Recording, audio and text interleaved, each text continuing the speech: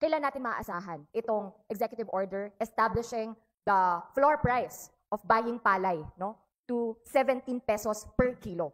Sa ngayon kasi, Mr. Speaker, talagang grabe ho, no, na napakababa ng farm gate price ng palay. At kung magsiset tayo ng floor price, no, sa ngayon, 17 pesos, pero kung pwede pang ang taasan na at least 20 pesos per kilo, yan ay malaking ginhawa sa ating mga magsasaka sa buong bansa.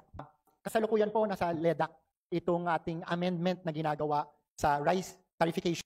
And I quote, during a meeting at Malacanang Palace to address challenges in the agricultural sector, President Marcos directed the Department of Agriculture to coordinate with the Office of the Executive Secretary and the Office of Senator Pangilinan to draft an executive order establishing the palay buying floor price. Ibig sabihin lang, Mr. Speaker, nandyan on the table, no, yung drafting ng EO na ito. Ngayon, yun ulit yung itatanong ho natin, kailan ba maaasahan ng mga magsasaka? O mananatili na lang ba tayong paasa pagdating sa much needed, no, action na ito mula mismo sa OP? Nasa Office of the ES na po ito, under drafting and under study. Mr. Speaker, what is the timeline of the OES for this?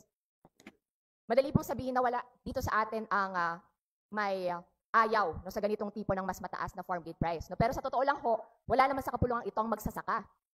Iba ho, no, ang pakiramdam na sa araw-araw ay walang aksyon dito sa mga matagal na nilang panawag.